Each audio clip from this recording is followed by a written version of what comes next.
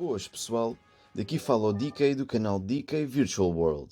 Trago-vos hoje mais uma Quick Review e hoje o tema é Dragon Ball. Neste caso vou falar sobre o Super Dragon Ball Heroes World Mission para a Nintendo Switch. Ainda que não tenha praticamente nada a ver com os jogos de Dragon Ball tradicionais, este jogo trouxe muitos elementos novos e isso acabou por fazer com que ele se tornasse um dos meus jogos favoritos.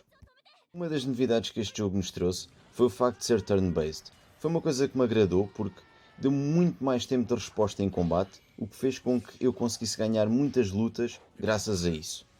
Por incrível que pareça, esta novidade encaixou que nem uma luva, uma vez que o jogo tem muitos níveis que são extremamente difíceis, desde o modo história ao modo arcade, e acabamos por sentir uma certa challenge. Seja como for, isso foi outra das coisas que eu gostei neste jogo. O facto de ser difícil deu-me mais pica, deu-me mais vontade de jogar e principalmente de passar alguns tempos a tentar bater nos mesmos bosses e levar porrada. Outra coisa que me cativou neste jogo é o facto de ser baseado em cartas. Este jogo é baseado numa máquina de arcade japonesa que antigamente era conhecido como o Dragon Ball Heroes e eventualmente levou um update e passou a ser Super Dragon Ball Heroes. A diferença é que neste jogo, esta versão para a Nintendo Switch, nós temos uma história e um plot que possamos acompanhar e que por acaso está espetacular. Na máquina de arcade apenas tínhamos o modo arcade e neste jogo também o temos, mas se calhar de uma forma mais resumida. Uma coisa que eu também achei interessante é o facto deste jogo nos fazer lembrar Yu-Gi-Oh! Em certas alturas. O facto de serem cartas que ganham vida através de uma máquina faz-nos muito lembrar as séries de Yu-Gi-Oh! Seja como for, a nível de jogo eu achei espetacular porque pelo menos aqui nós tínhamos modelos 3D aos quais nós podíamos utilizar para combater. Já nos jogos de Yu-Gi-Oh! Não é muito comum vermos isso.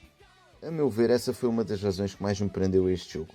Foi uma das coisas que eu mais gostei quando o joguei, foi o facto de poder escolher qualquer personagem que eu quisesse e ele ganhar vida através da sua carta para combater. Outro aspecto interessante neste jogo foi o facto de nós podermos ter um avatar que faz parte da main story e podemos lhe dar o nome que quisermos, um bocadinho similar aos jogos do Pokémon. Podemos também escolher se queremos o rapaz ou a rapariga, ainda que o rapaz seja o Beat, segundo a história, e a rapariga seja a Note. Character Creation não é nada de novo nos jogos de Dragon Ball. Já tivemos isso em vários jogos e este jogo não foge à regra. A única diferença é que acaba por ser um bocadinho mais limitado. Nós aqui não vamos escolher a aparência direta do personagem, o que nós escolhemos é as classes. E as classes vão fazer com que a sua aparência varie. Sendo raças ou classes, podemos escolher aquilo que nós quisermos, desde Android a Saiyan, à raça do Freezer, aquilo que nós quisermos. Isso dá uma aparência diferente. Os ataques não variam consoante a sua aparência, mas sim consoante aquilo que escolhermos. Os ataques são eventualmente adquiridos através de níveis que nós passamos. Na minha opinião, as personagens que este jogo tem são praticamente fanservice, uma vez que temos personagens que nós simplesmente sempre quisemos ver, mas nunca foram canónicas ou oficiais. E nisto estou a falar do Broly Super Saiyan 4, entre outras personagens que eu não quero dar spoilers. Interessante também é a escolha gráfica que este jogo teve. Este jogo tem o mesmo gráfico que as suas máquinas arcade tinham na altura em que o jogo foi lançado, ou seja, em 2019.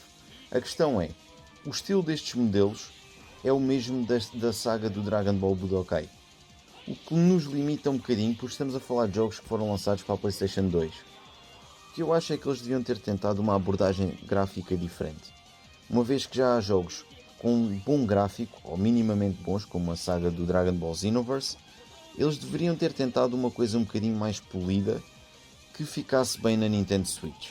O gameplay para mim neste jogo foi espetacular, o facto de ser diferente deu-me mais vontade de jogar e de o passar, e foi uma coisa que para mim foi fascinante neste jogo.